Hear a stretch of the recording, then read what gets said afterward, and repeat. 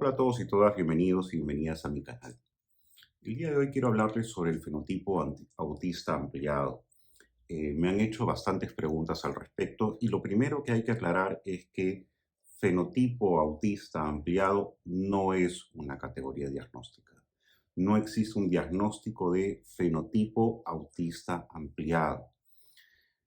¿A qué hace referencia esto? En primer lugar, la palabra fenotipo son las características observables que vemos en una persona y que están asociadas a su composición genética, a su genotipo.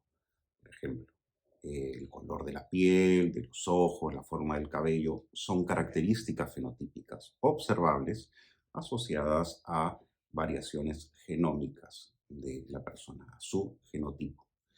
Entonces, fenotipo autista ampliado quiere decir cuando observamos ciertas características del autismo en la persona, tanto en la comunicación, en el procesamiento cognitivo de la comunicación, en la forma de socializar, en la interacción social, en cómo se relaciona la persona respecto de los intereses profundos, em, la comprensión, digamos, de las emociones y de las intenciones de los otros, características que uno puede ver asociadas al autismo, pero que no constituyen o no se dan en una profundidad tal, en una relevancia tal, que hagan que la percepción del mundo de la persona sea la que existe en la persona autista. Es decir, son ciertas características que uno encuentra en determinadas personas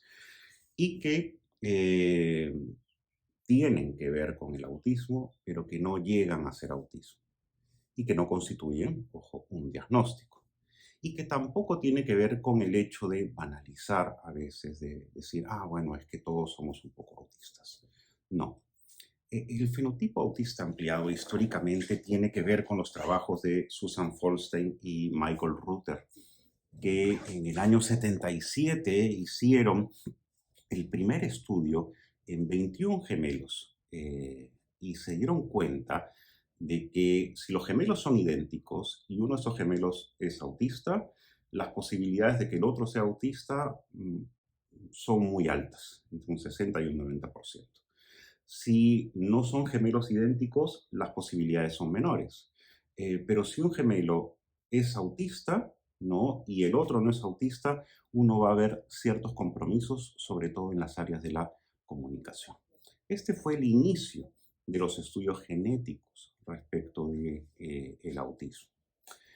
Susan Folstein ya en los 90 es la que empieza e inicia las investigaciones referidas al fenotipo autista ampliado porque se da cuenta de que muchos padres de personas autistas eh, tienen características.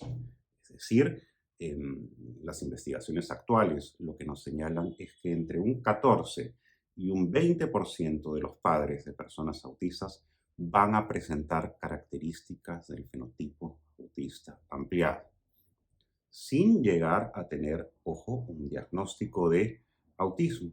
Y esto nos habla del fuerte enlace genético que existe en el autismo. Por otro lado, ¿no? Y ahora sí hablando del diagnóstico, se sabe que cuando un padre o madre es autista o hay un hijo autista, hay casi 10 veces más posibilidades que el siguiente hijo o que el hijo que ha nacido sea autista.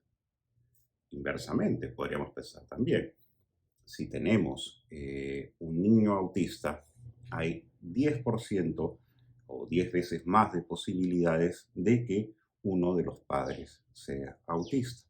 Esto también para aclarar que muchas veces con el diagnóstico de un hijo o de una hija, muchos padres empiezan a asociar y a darse cuenta de que también está en el espectro autista. Y esto ocurre sobre todo en madres de personas autistas. Las mujeres autistas históricamente están mucho más invisibilizadas. Durante mucho tiempo se pensó que el autismo se daba más en hombres que en mujeres. Al día de hoy sabemos que cuando se evalúa sin sesgos de género, la proporción entre hombres y mujeres autistas es exactamente igual. Pero claro, hay mucho más camuflaje, mucho más enmascaramiento en mujeres autistas. Nuestra sociedad machista todavía hace que pervivan modelos respecto del autismo con características masculinas y claro, es más difícil evaluar a las mujeres. Entonces, cuando se da un diagnóstico a un niño o a una niña autista, probablemente el padre o la madre empiece un cuestionamiento en el cual se dé cuenta que también está en el espectro autista. O probablemente no está en el espectro autista y hay hasta un 20% de posibilidades de que esté en el fenotipo autista ampliado, ¿no? En la población en general, aproximadamente un 5% puede encontrarse dentro del fenotipo autista ampliado. Em, ¿Qué nos quiere decir esto? Nuevamente, fenotipo autista ampliado no significa banalizar el diagnóstico de autismo para decir, ah, bueno, es que todos ven, podemos ser un poco autistas. No, fenotipo autista ampliado no es igual a autismo. Habla de algunas características. No se es más o menos autista ni un poco autista. ¿Se es autista o no se es autista? Tener ciertas características fenotípicas en las personas que se dan el fenotipo autista ampliado entran más dentro de los rasgos de personalidad, en la manera como la persona interactúa, en la manera como utiliza y comprende la comunicación, en la manera como se relaciona con sus intereses. Se ve más que nada dentro de la personalidad, pero no desde una estructura cognitiva, afectiva, sensorial precisa, como lo es en el caso del autismo. Ahora bien, también existe la posibilidad de que efectivamente uno de los cuidadores, hay un hijo autista, hay un 10% más de posibilidades, ¿no? Y ahí sí podríamos hablar de que efectivamente hay un nexo también fuerte entre el autismo y tener un padre o una madre autistas. Lo importante de esto es resaltar, ¿no?, la genética del autismo. El autismo está distribuido en toda la genética humana. Se da en el 1% de la población. No es causado por ningún factor externo a lo genético. Entonces, esto es importante tenerlo en cuenta. No es una condición de vida asociada a un neurodesarrollo atípico. Entonces, cuando hablamos de fenotipo autista ampliado, se va a dar mucho más en cuidadores, en familiares de personas autistas, ¿no? Eh, Se puede dar de manera no tan mayoritaria en la población en general. Esto no quiere decir que todos seamos un poco autistas, porque cuando se da el fenotipo autista ampliado, tiene que ver más que nada con las características de la personalidad, no con la profundidad del procesamiento, digamos, de la información y de la percepción del mundo.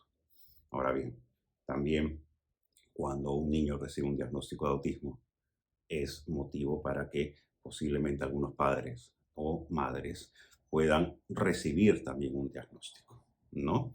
Em, entonces, espero haber aclarado, digamos, algunas dudas que existen en torno al fenotipo autista ampliado y sobre todo es importante para los padres, las madres, saber que esas intuiciones profundas que tienen muchas veces, ese ser los verdaderos expertos en su hijo o en su hija, digamos, también tienen que ver con que fenotípicamente usted tiene determinadas características, características que hacen que su personalidad haga que pueda comprender y empatar mucho más con su hijo. Entonces, también es importante comprender todas esas intuiciones que le pueden hacer entender mucho más a su hijo, pero entender también que ese hijo es una real continuidad de usted, ¿no? No solamente genéticamente, sino también en el afecto y en el procesamiento.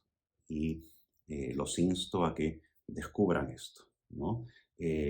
Hace un tiempo hablábamos del tema de muchas veces los procesos de duelo, porque a veces uno siente que un hijo autista no corresponde con la idea del niño, digamos, neurotípico que uno tiene en la mente. Y una vez pasado ese duelo y después de la aceptación, también empieza a entender que con ese niño tiene muchas características en común seguramente. Y hay que descubrirlo y eso es una gran aventura cognitiva, afectiva y que dura toda la vida. Gracias por haberme acompañado y con ustedes será la próxima semana.